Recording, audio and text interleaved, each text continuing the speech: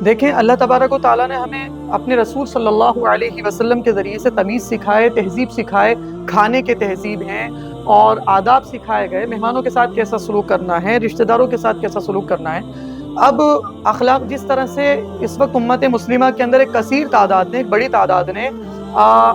قرآن کریم کو سمجھنا چھوڑ دیا، قرآن کریم پر تدبر کرنا چھوڑ دیا، حدیث پر عمل کرنا چھوڑ دیا اور ایک الگ راستے کو اختیار کر لیا۔ اس میں ایک چیز یہ بھی ہے کہ امت مسلمہ کے اندر اخلاقی گراوٹ بھی بہت ہے، یعنی کیریکٹر لیس بھی ہو گئے۔ سماجی طور پر سوسائٹی کے اندر ان کی کیا ویلیوز ہونی چاہیے اور ان کی کیا ریسپانسبلٹیز بنتی ہیں، وہ اس کو بھی بھول گئے اور اس کو بھی فراموش کر کے جو اسلام نے ان کو ذمہ داریاں دی تھیں، جو اسلام نے ان کو کردار دیا تھا، ایک کیریکٹر دیا تھا، اس سب کو فراموش کر دیا۔ آپ میں ایک چھوٹا سا ادھارن، چھوٹی سی مثال، ایک ایگزامپل میں آپ کے سامنے آپ کی دعوتوں کا رکھ رہا ہوں کہ دیکھیں آپ اپنی دعوتوں میں چلے جائیں مسلمانوں کے ایریے میں، عام طور پر دعوتیں جہاں پر کر رہے ہوتے ہیں ہم، جبکہ وہاں پر ہمارے یہاں کوئی خیال کسی چیز کا نہیں ہے۔ دیکھیں کسی کو کھلانا کوئی ہمارے گھر پہ اس لیے نہیں آ رہا ہے کہ وہ بھوکا ہے، کوئی ہمارے گھر اس لیے آتا ہے کہ ہم نے اسے عزت سے بلایا ہے، ہم اس کے گھر دعوت دے کر کے آئے ہیں تو وہ سامنے والا ہمارے گھر آتا ہے۔ وہ اس لیے آتا ہے چونکہ اسلام نے سکھایا ہے جب کوئی دعوت دے تو اس کی دعوت کو قبول کیا جائے۔ تو اب جس طرح سے وہ اس بات کو سامنے رکھتے ہوئے ہمارے گھر آ رہا ہے کہ جب کوئی دعوت دے تو اس کی دعوت کو قبول کیا جائے، یہ اسلام کا حکم ہے، تو اسی طرح سے اللہ کے رسول علیہ الصلوۃ نے یہ بات ارشاد فرمائی کہ جو شخص اللہ اور آخرت کے دن پر ایمان رکھتا ہے، جس کا اللہ پر ایمان ہے، جس کا آخرت پر ایمان ہے، وہ اپنے مہمان کی عزت کرے، وہ اپنے مہمان کی تکریم کرے۔ یہ آپ علیہ الصلوۃ کا ارشاد ہے۔ اب ہمارے یہاں کیا معاملہ ہے، ہم 1,000 آدمی کی دعوت کر رہے ہیں، اللہ نے نوازا ہے 50,000 آدمی کی دعوت کیجیے، آپ 1,00,000 آدمیوں کو کھانا کھلائیے، لیکن جن کو کی آپ دعوت کر رہے ہیں، آپ نے 1,000 آدمی کی دعوت کی، آپ نے 500 آدمی کی دعوت کی، لیکن معاملہ یہ آپ نے پیسہ تو خوب خرچ کیا، کھانا بھی خوب اچھا بنایا، لیکن عزت نام کی کوئی چیز آپ کے گارڈن کے اندر، آپ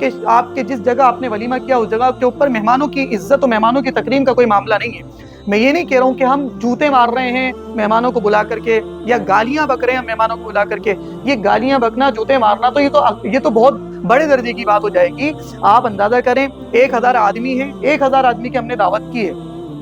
1,000 آدمی ہمارے پاس کھانا کھانے کے لیے آئے، بلایا کس نے انہیں؟ ہم نے بلایا ہے۔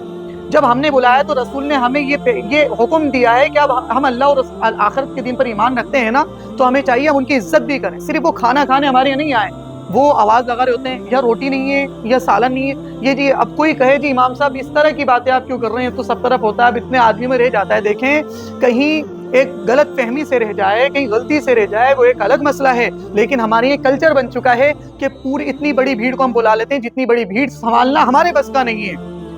اور نتیجہ یہ ہوتا ہے کہ وہاں پر مہمان بیٹھے ہوئے، مہمانوں کی بھی عادت بن چکی ہے، مانگتے ہیں بھائی صاحب اور روٹی لا دے یار، او بھائی پیالہ لا دے یار، یہ پیالے نہیں آ رہا، بہت دیر ہو گئی یار، او یار بریانی لا دے یار یہاں پر۔ اب ایک تو ان کی بھی یہ غیرت کا معاملہ ہے کہ جب آپ کو کسی گھر پہ عزت سے کھانا نہیں مل رہا ہے تو آپ کیسے بھوکے ہیں، آپ کے گھر پہ کھانا نہیں بنا، جو یہاں پر آ کر کے آپ بار بار کھانا دے دے یار، روٹی دے دے یار، بریانی دے دے یار، بوٹی، پانی نہیں ہے یار، بچہ رو رہا ہے پانی لا کر کے دے دے، جو ایک ایک چیز آپ مانگ رہے ہیں۔ دوسری طرف اگر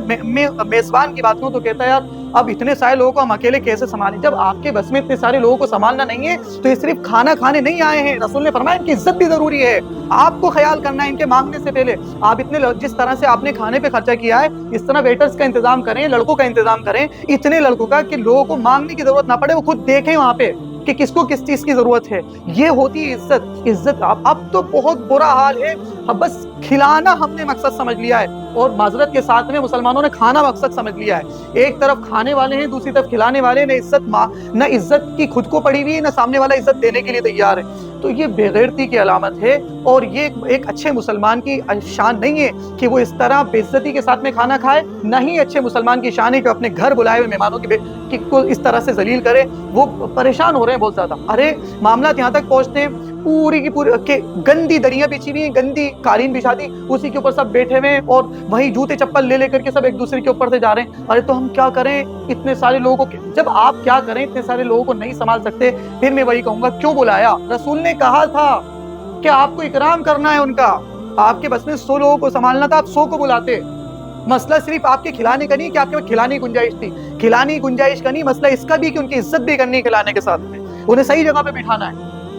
ہر چیز کا احترام کرنا ہے، ہر چیز کا خیال کرنا ہے۔ آپ پانی کا دیکھ لیں، اکثر شادیوں پانی تو غائب ہے، پانی کے واٹر کولر दरवाजे के यहाँ होंगे या दूर होंगे, खाना खाने वाला उठ करके जाएगा, 10 बार कहेगा तब जा करके पानी आता है। वो जी हम तो खाना खाते वक्त में पानी पीते नहीं, इसलिए हमने सोचा पहले खाना खाने बुलाया तो पानी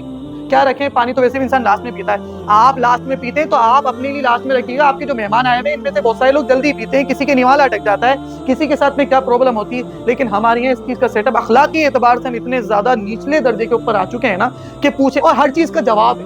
हर चीज। मैंने तो हदीस पेश कर दी, रसूल ने फरमाया है आप बुला रहे हैं तो इज्जत करें फिर उनकी। 1000 आदमी उसमें अकेला मिलूंगा, अरे आप मिले नहीं, कम से कम इज्जत तो दें। अल्लाह ताला मुझे और आपको अमल की तौफीक अता फरमाए।